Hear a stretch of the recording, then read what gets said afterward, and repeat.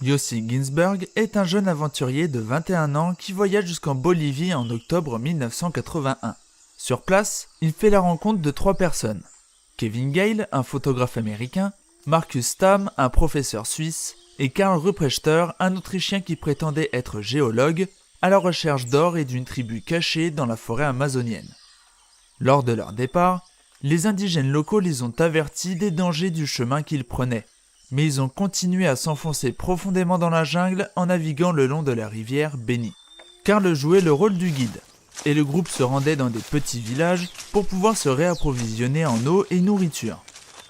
Mais au bout d'un moment, les rations épuisées et l'environnement rude amena à des tensions internes.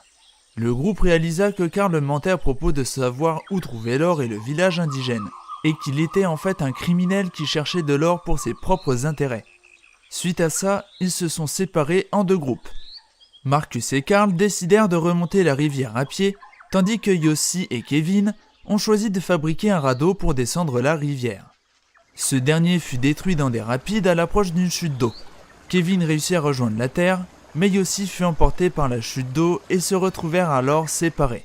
Kevin a été sauvé par des pêcheurs après 5 jours. Quant à Yossi, il échappa de peu à la noyade. Il va passer les 3 semaines suivantes seul, luttant pour sa survie. Il trouvait occasionnellement des baies, des fruits et des œufs, a subi une inondation dans la région et s'est fait presque avaler dans une tourbière. Dans la nuit noire, il a même eu la mauvaise surprise de rencontrer un jaguar. Il a réussi à le faire fuir grâce à un lance-flamme improvisé avec un spray anti-moustique. À un moment donné, ses pieds étaient dans un état déplorable et lui faisaient affreusement mal. Pour continuer à marcher, il a choisi de ressentir la douleur infligée par des fourmis de feu sur tout son corps pour oublier celle de ses pieds. Chaque jour était un supplice pour survivre, mais il ne voulait pas abandonner. Puis un jour, entendant le bruit d'un moteur au loin, il se dirigea vers la rivière voisine d'où provenait le son.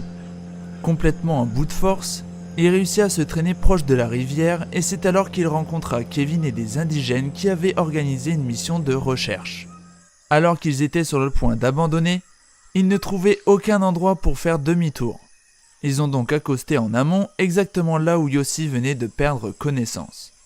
Après son sauvetage, Yossi a passé 3 mois à se rétablir dans un hôpital.